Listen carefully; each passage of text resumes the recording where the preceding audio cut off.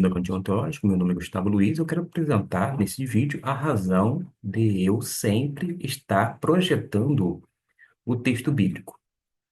Eu utilizo alguns aplicativos, alguns recursos que eu tenho no meu notebook para projetar, quer no grego, hebraico ou em outros idiomas.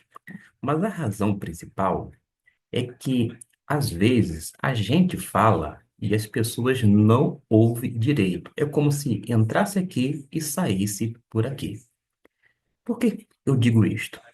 Vamos supor, eu mencione aqui, como já fiz em outros vídeos, sem ser repetitivo, mas apenas como forma didática, menciono que Elias não foi aos céus numa carruagem de fogo.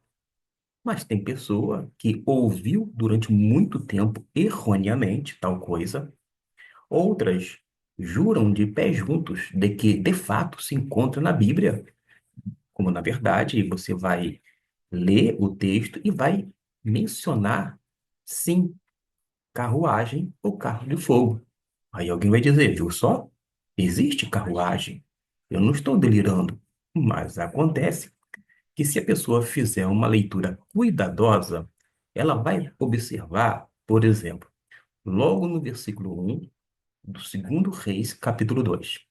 Diz assim: Sucedeu que quando o Senhor estava para elevar Elias num redemoinho. A pergunta que você faz ao texto é: Elias foi levado ou elevado ao céu em quê? Diz o texto, no redemoinho. Para por aí, em hipótese alguma. Vai haver uma repetição. Vamos agora para o versículo 11, de uma forma proposital. Eu vou dar uma pausa para um fato importante, porque no versículo 11 diz assim: E sucedeu que, indo eles andando e falando, eis que um carro de fogo, e aparece não somente o carro de fogo, mas com cavalos de fogo. Eles viram, houve esse fenômeno. Mas quando a gente associa carro de fogo, cavalo de fogo, talvez a gente faça aquela comparação com um meio de transporte.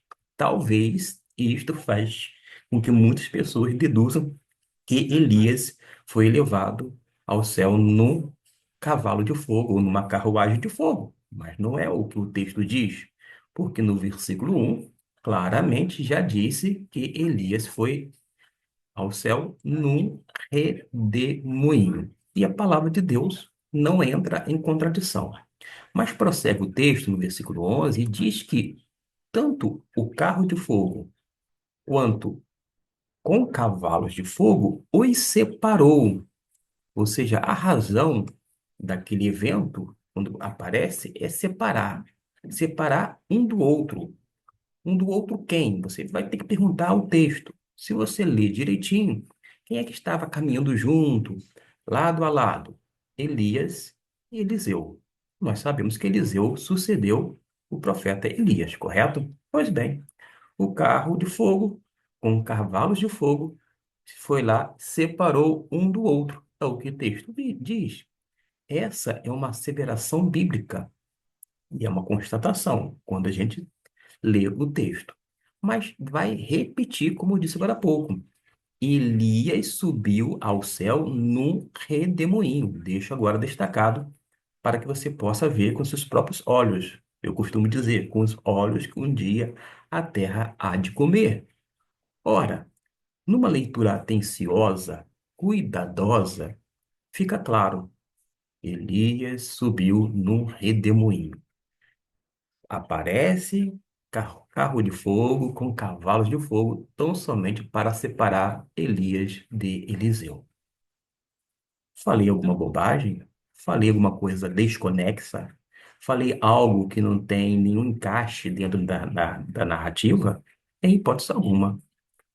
Daí a importância de projetar o texto para que as pessoas vejam por si só e não fique repetindo o que houve de outrem quer de púlpito, quando não, através de livros. Pasme, vários escritores escrevem que Elias subiu numa carruagem de fogo.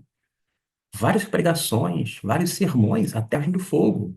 Muitas pregações vai nessa direção equivocada. Bastava apenas uma leitura atenta para verificar que não procede tal coisa.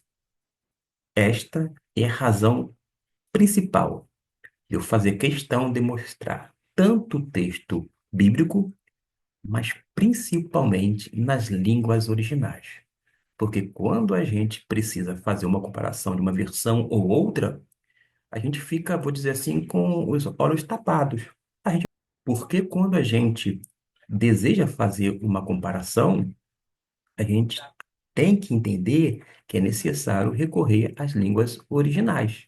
Desta forma, além de projetar o texto em português, boa parte das vezes eu estou sempre deixando de uma forma paralela o texto, quer em hebraico, quer em grego, de acordo se eu estou utilizando o Novo ou o Antigo Testamento.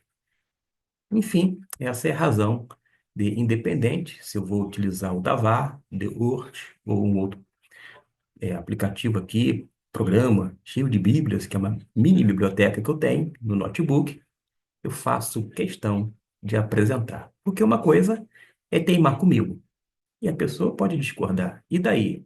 Agora, não vai dizer, depois de ver com seus próprios olhos, que aquilo que ele continua asseverando, se não estiver de acordo com o texto dentro da narrativa, é verdadeiro. Aí é ele com Deus e com o texto bíblico. Eu não tenho mais nada com relação a isto. Digamos assim, lavo minhas mãos, é ele mesmo. Agora, a gente precisa entender uma coisa. Quando a gente tem uma ideia errônea, uma compreensão equivocada do texto bíblico, ao compreendê-lo adequadamente, a gente deveria fazer o quê?